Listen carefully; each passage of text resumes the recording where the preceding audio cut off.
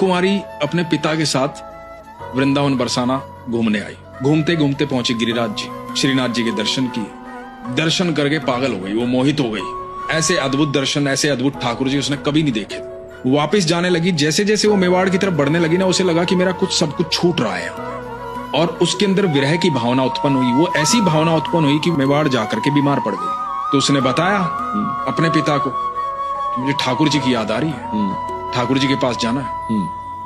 तो पिता ने कहा कि ठीक है बेटा, लेकिन कुछ दिन के लिए भेज सकता हूं तेरे को, 10-15 दिन के लिए, 20 दिन के लिए होया। अब जो यहाँ आई हूं, कई श्रीनाथ जी के दर्शन करूं। अब हर समय, हर पल, हर क्षण वहीं श्रीनाथ जी के सामने खड़ी रहती, ठाकुर जी को निहारती रहती, प्रेम में पागल आंखों से अश्रु बहते रहते। अब उसको लगा कि मैं क्या ऐसा करूं कि मैं यहीं ठाकुर जी के पास आऊं। तो गोस्वामियों से पूछा, तो गोस्वामी ने बोला कि एक काम करो, जो तुम्हारे मन में आए वो सेवा कर लो। तुम्हें अच्छा गाना आता है तो भजन सुना दो ठाकुर जी को, नृत्य आता है तो नृत्य कर दो। तो इसको चौसर खेलनी आती थी, चौपड़। तो ये ठाकुर जी के साथ चौसर खेलनी शुरू हो गई।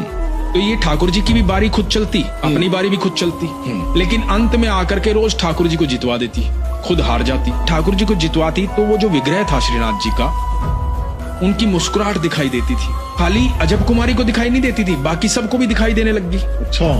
और कई बार ठाकुर जी के पसीने भी छूट जाते जब ठाकुर जी हारने को होते, पर ये फिर जितवा देती। और इसको बड़ा आनंद आता ठाकुर जी के साथ खेलने में। जो साथ आए थे उन्होंने कहा कि पिताजी ने बुलाया, आपकी छुट्टियां पूरी हुई, अब अपने राज्य चले। तो इसने कहा कि जाने से पहले एक बारी और खेलूंगी। अच्छा।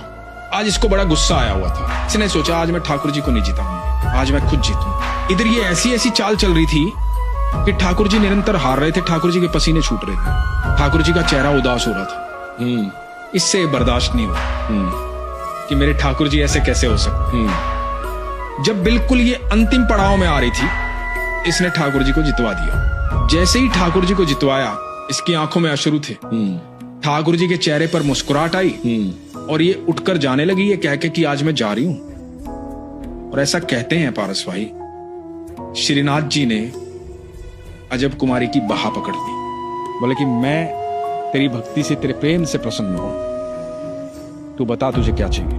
अजब कुमारी की आंखों में आंसू आ रहे हैं, शरीर कांप रहा है, ठाकुर जी को निहार रही है।